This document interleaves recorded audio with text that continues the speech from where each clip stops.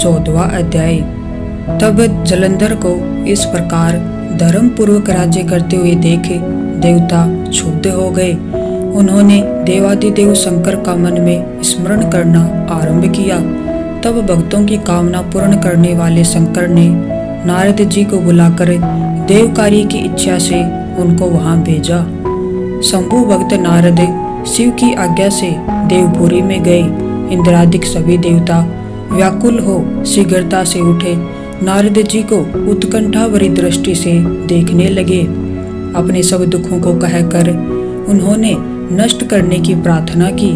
तब नारद जी ने कहा, मैं सब कुछ जानता हूँ, इसलिए अब मैं दैत्यराज जलंधर के पास जा रहा हूँ। ऐसा कहकर नारद जी देवताओं को आश्वासित कर जलंधर की सभा में आए।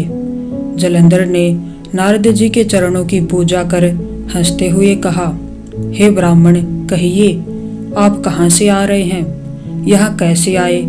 मेरे योग्य जो सेवा हो उसकी आज्ञा दीजिए। नारद जी प्रसन्न होकर बोले, हे महाबुद्धिमान जलंधर, तुम धन्य हो। मैं स्वेच्छा से कैलाश पर्वत पर गया था, जहाँ 10,000 योजनों में कल्प वृक्ष का वन है। वहां मैंने सैकड़ों कामधेनुओं को विचरते हुए देखा तथा यह भी देखा कि वह चिंतामणि से प्रकाशित परम दिव्य अद्भुत और सब कुछ स्वर्णमय है। मैंने वहां पार्वती के साथ स्थित शंकर जी को भी देखा, जो सर्वांग सुंदर गौर वर्ण त्रिनेत्र और मस्तक पर चंद्रमा धारण किए हुए हैं। उन्हें देखकर मुझे बड़ा आश्चर्य हुआ कि इनके समान समृद्धिशाली त्रिलोकी में कोई है या नहीं।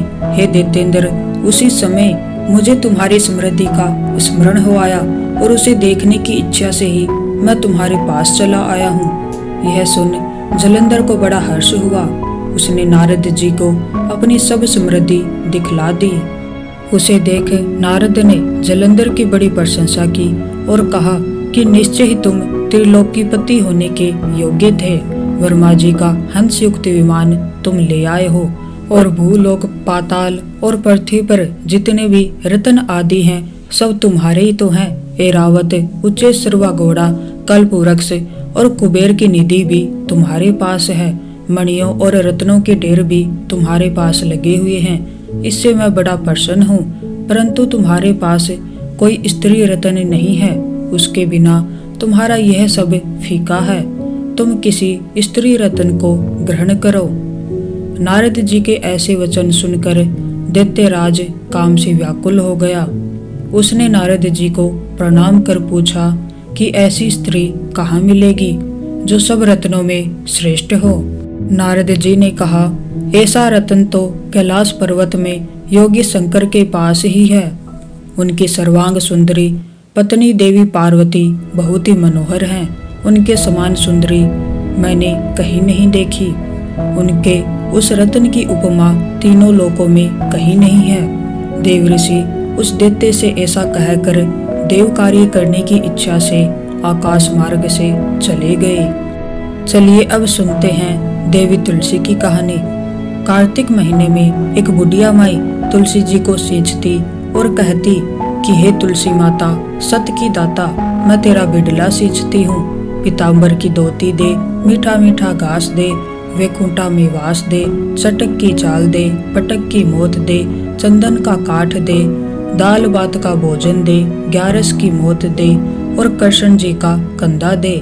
तब तुलसी माता यह सुनकर सूखने लगी। तो भगवान ने पूछा कि हे तुलसी, तुम क्यों सूख रही हो? तब तुलसी माता ने कहा कि एक बुढ़िया रोज आती है और यही बात कह जाती है, मैं सब बात तो पूरा कर दूंगी, लेकिन कृष्ण का कंधा कहाँ से लाऊंगी? तो भगवान बोले, जब वो मरेगी तो मैं अपने आप कंधा दे आऊंगा, तो बुढ़िया माई से कह देना। जब बुढ़िया माई मर गई सब लोग आ गए। जब माई को ले जाने लगे तो वह किसी से न उठी। तब भगवान एक 12 बरस के बालक का रूप धारण करके आए।